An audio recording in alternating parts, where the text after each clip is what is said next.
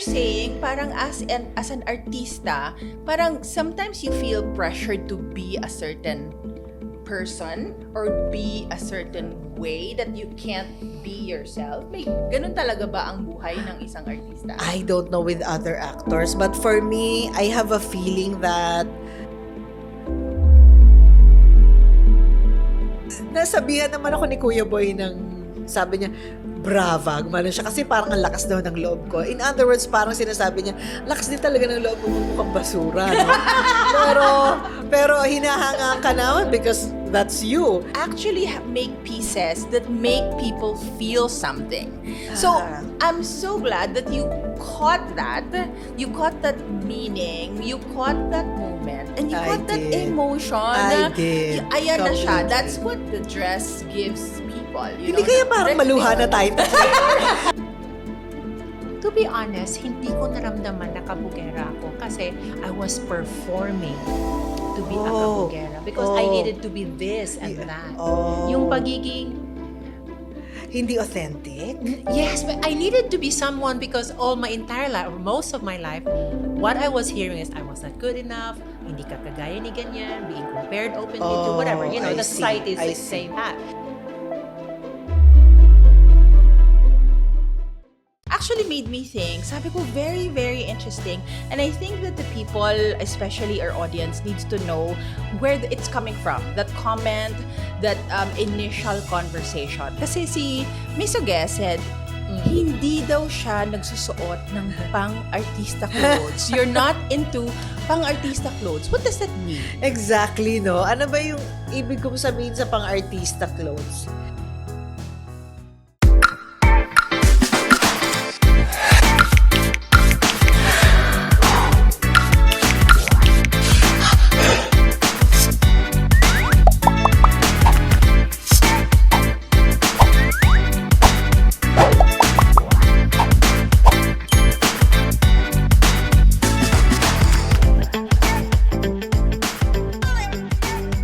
Welcome to another episode of Kabugera Stories. Welcome, Oge. Thank you so much. Thank you for welcoming me. Super thank you for your Valensky. time. Thank you. Salamat po. So, backgrounder, this episode actually came about because of a conversation we had over IG, which actually made me think, sabi ko, very, very interesting. And I think that the people, especially our audience, needs to know where it's coming from. That comment, that initial conversation. Kasi si Miss Oge said, hindi daw siya nagsusuot ng pang-artista clothes. You're not into pang-artista clothes. What does that mean? Exactly, no? Ano ba yung ibig kong sabihin sa pang-artista clothes? Maybe what I mean exactly is parang lagi kang naka-style. Laging may third person to style you. Or lagi kang nasa trend. Or it could mean that you are trying to promote something that is expensive looking. And most of the time, because artista ka, ikaw yung batayan kung anong, ay, yan yung gustong isuot ng maraming tao. Or yan yung usong sinusuot siguro sa mga fashion week, mga ganyan. Hindi mo ko maaasahan sa ganun, mga moms. Yeah. Una sa lahat, yung totoo, tamad ako. I'm really for comfort. And also, if you ask me about, kasi tatanungin mo rin naman, bakit ganon? Ano bang mga gusto mong gawin? Yeah. Ang trabaho ko po ay artista, pero meron pa po ako mga gustong gawin sa buhay. I really like sports. Yeah. I'm very active. I like to swim. I like to play tennis. I like to walk around, to move about in the house. So aside from acting, I am really like a normal person enjoying my environment. Hindi naman ako pwedeng magdamit ng hindi komportable. Yeah. Hindi ba? So for me, it's really an effort to change myself or the way I look just because I'm artista and to follow what is expected, you know, Yeah. or to show them what they want to see. For me, that's really an effort. So, hindi ko pa talaga natatagpuan yung saan magmi-meet yung mukha kang artista.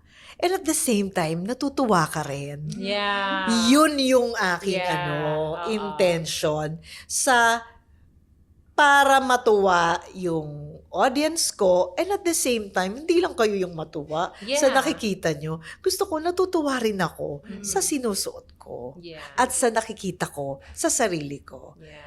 Yun! Doon Yun. nagsimula. Doon nagsimula. Yes! Ang comment. Kaya nag-comment ka sa IG namin. Doon nagsimula Oo. yung stalk ko sa IG nyo. Nice. Talagang, and you also have to acknowledge, because ang gumising talaga sa aking kamulatan ay PETA. Yes. Sinong kausap nyo sa PETA? Love them. But who coordinated with you? Them. Oh, really? Yeah, they I think it's reached out. Leloy. Is it Leloy? Leloy. Yeah, because she's a very good. She has eyes. Her taste is really for the beauty of Filipino creativity. So they asked me to wear your Yes, our creation. They had a pull out. So when they message us na ito susuotin ni Miss Eugene, whatever. Of course, send tayo ng send kung anong kailangan and whatever. So sobrang yes. overwhelmed kami that yun talaga sinuot niya sa poster. This is for ang babae sa Yes, septic tank. yes. Oh shit. It's live sa Sa Chatter. Chatter. So we shot the promo materials. So syempre, eto na naman si Uge. Naku, Leloy, oo, wala talaga akong madadalang damit ha. Minsan naaawa na rin ako sa sarili ko. Pag ganito yung mga dialogue ko, wala akong dalang damit ha. Dadating lang ako na lang, bahala na kayo. Yeah. So, alam naman nilang ganun ako. So, dumating na lang ako and I was not really expecting na kung ano man yung papasok, na bahala na kayo.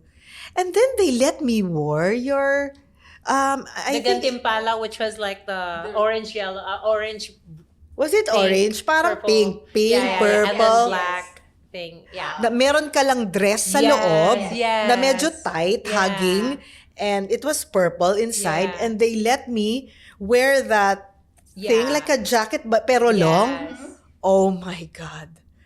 Statement agad. I think, yun lang. May you moment were siya kanina. Sarah, that's the one. Because the cover is the Gantimpala pink, but you wore a long trench. That's what you were mentioning, no? Yung The long parang trench. patong Yes. layer yung ganito. Ang ganda ng Yes, Gantimpala. yes. Ang ganda. Alam mo yung instant, pati ako, yung character ni Eugene Domingo na parang charming, unpredictable, wild, crazy, Yeah. and artistic in a way, really came out Yeah. without an effort. Yung sinasabi ko, effortless. And it was very comfortable. Hindi siya yung tipong, ang ganda pero ang tigas. Ang ganda pero hindi ako pwedeng tumayo. Yeah. Ang ganda pero wag niyo akong pagalawin. Yeah. Oo. So, may freedom Yeah. at the same Comfort is our number one. Yes. Sabi ko, ang ganda nito. Saan galing to? Eto na. Ah! Saan galing to? Ano to? Shout out. Ganon yun. So, sabi ko, ang ganda nito. Pero hindi pa rin ako nag-pursue. Yes. Until there was the pictorial. And they let me wear another of your creations, which is like a vest na Yes. parang Yeah. pa-apron type. Yeah, Yun that yung was ginamit that sa was New very York rare Fashion Week. abaka. Rare abaka, yun. yes. 10 Mukha nga yards siyang lang delikado siya, eh. Delikado na abaka. 10 yards? 10 yards lang ang nagawa ng weaver from Aklan. And then that was intended for my New York design Fashion for New York Fashion Week. Na ang intro ng model na yun, model number 3 ay, Aha. Ama kabugera. Pagpasok niya, yun yung suot. okay. So that was the dress that... Yeah. It felt featured. kabugera. Yeah. It felt, you don't have to say anything anymore. Yeah. Tatayo ka lang. Tatay ka lang. Para kang may sariling ilaw. Yes. Yeah. Ganun si Eugene Domingo ng septic tank. Yeah. Tapos ang haba niya. Yeah. Di ba short lang ako? Yeah. It made me feel tall. Yeah. I don't know how you did it. Yeah. And it's nice that it's a wrap skirt. It's So a wrap it fits skirt. any body shape Exactly. and size. Yes. And then it's never boring. Yeah. Because I'm never Pwede mo boring. siyang i-move Di ng ba? ibang ano. You can dance, you can be prim, you can be proper, Yeah. you can be more extravagant if you like in just one item. I Yeah. mean, how interesting. You're saying parang as an artista, parang sometimes you feel pressured to be a certain person or be a certain way that you can't be yourself. May ganun talaga ba ang buhay ng isang artista? I don't know with other actors, but for me, I have a feeling that hindi ko naman sasabihin na na parang magre-rebelde ka. You won't look like that. You won't give them what they want. Of course, they deserve to see something beautiful, 'di ba? Kasi nakatutok sa iyo yung ilaw nasa limelight ka So ba't ka naman magmumukhang basura? Pero doon ako nga nagigilty. Minsan hinahayaan ko talaga yung sarili ko magmukhang basura. So doon niya ako nag-viral. Oo, bumiral na nga sa pagiging effortless. Nasabihan naman ako ni Kuya Boy sabi niya, brava, gumano siya. Kasi parang ang lakas daw ng loob ko. In other words, parang sinasabi niya, lakas din talaga ng loob mo mukhang basura. No? pero hinahangaan ka naman because that's you. But alam mo, everybody's got a point. I had a point. I was trying to be comfortable. But the people also, I owe them something. I want them to feel na, ayan siya, si Uge. Ang sarap talagang tignan, na ganyan. Hindi naman yung tipong, ito namang artistang to, ganyan din lang pala yung itsura. Di sana nag-artista na rin kami. Hindi ba? Yung ganon. So, parang iniisip ko rin na, tama naman po kayo. Sana maganda rin talaga yung nakikita nyo. Pero tama rin naman ako. Yes. Sana gusto ko rin. Correct. You mentioned the word, ayan na siya. Because that's actually what the dress is called. That whole The piece, dress is called ayan na siya. No! Yeah, it really... Ayan na siya!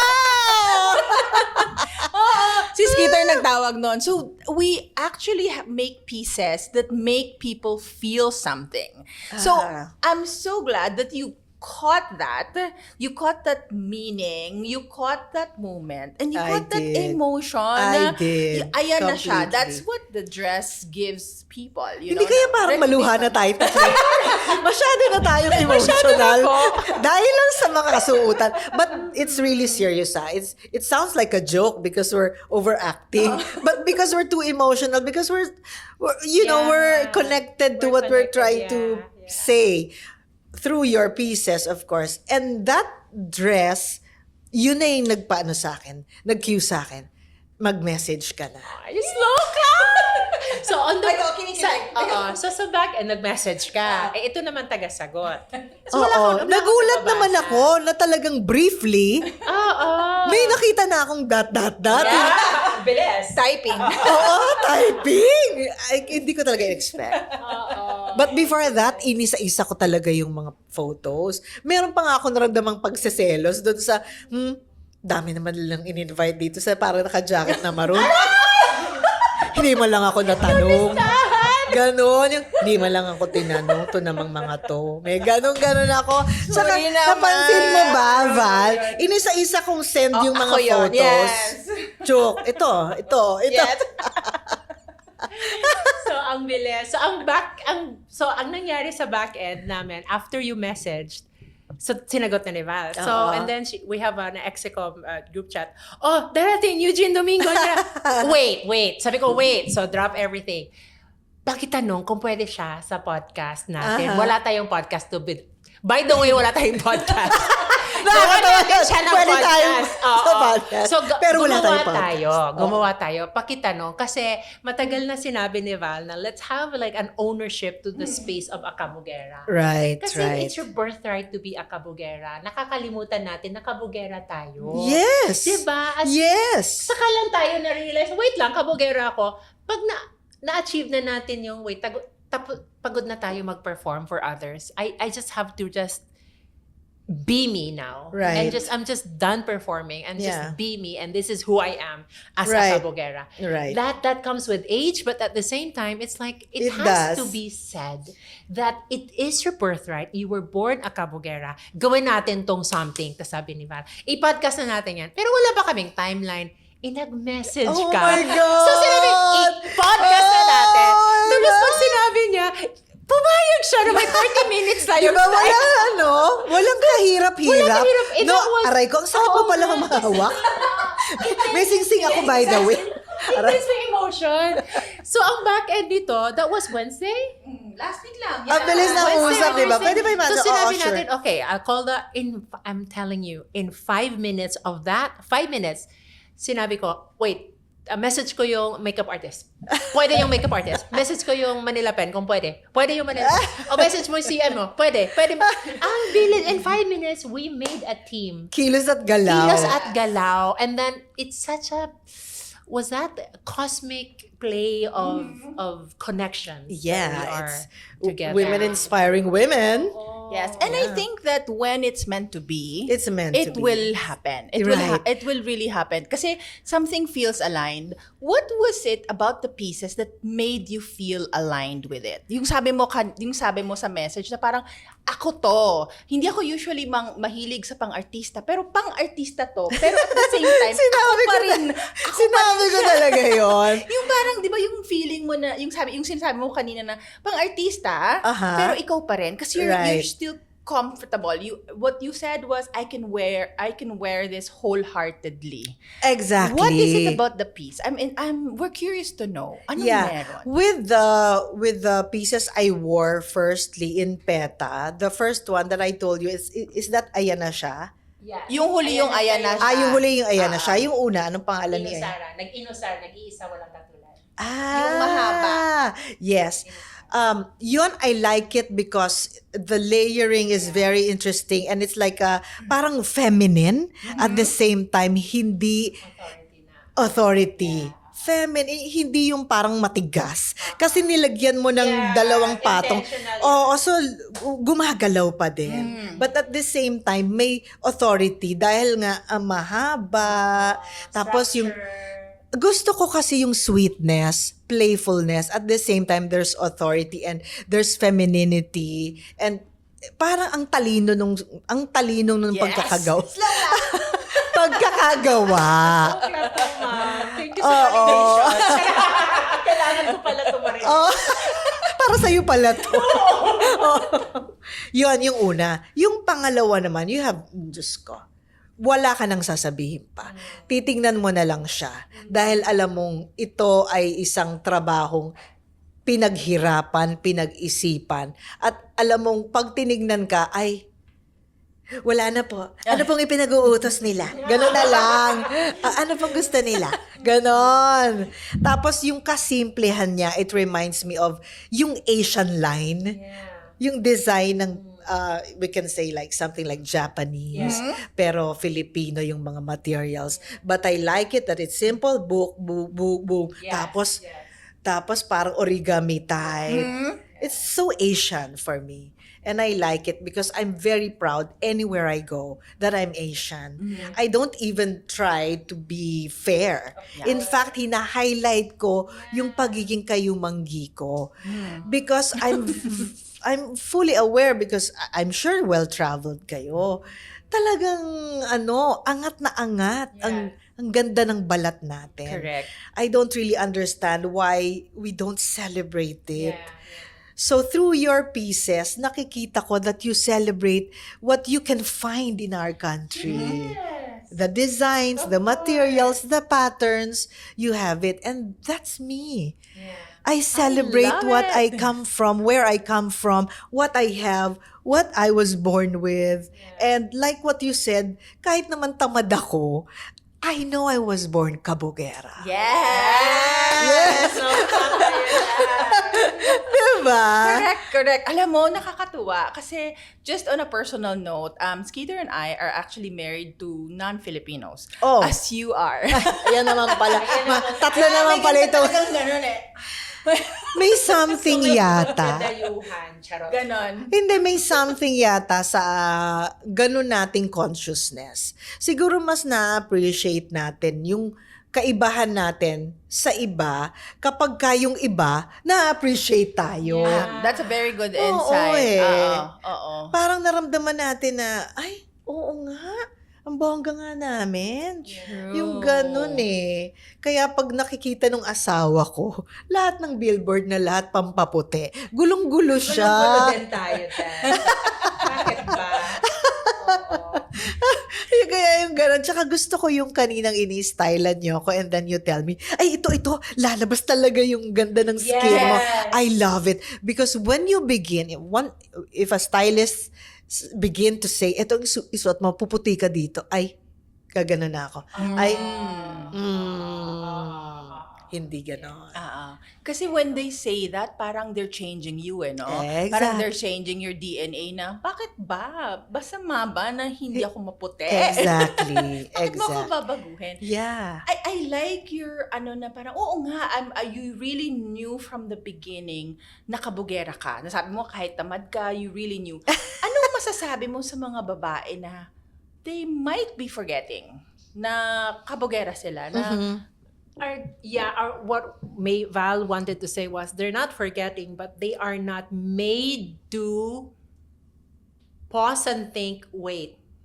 Oo nga, no? Parang they just are waiting for a reminder. Mm-hmm.